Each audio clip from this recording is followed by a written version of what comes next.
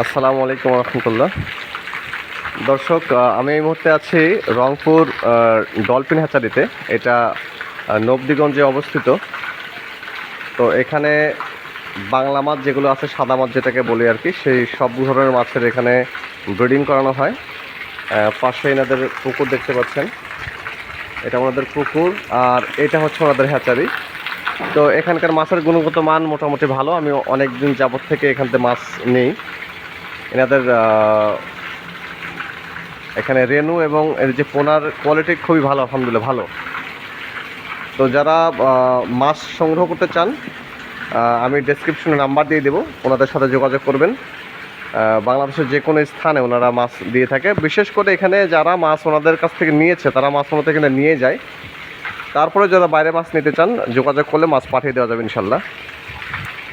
মুরব্বী, এখন বাড়িতে কি কি পোনা আছে? কিসের ডিম আছে? রুই, রুই গ্লাস কার্প বাটা। আচ্ছা, এই ডিমগুলো এখানে ফার্নেসে থাকবে কতক্ষণ? 72 ঘন্টা না? যাই হোক দর্শক, উনি এগুলো মেনটেন করে। যারা ডেসক্রিপশন নাম্বার দিয়ে দেবো, যারা এই হাজার থেকে মাছ নিতে চান তাদের সাথে কথা বলে মাছ নিতে পারবেন। দর্শক ভালো থাকবেন, সুস্থ থাকবেন। আল্লাহ হাফিজ। আসসালামু আলাইকুম রহমতুল্লাহ।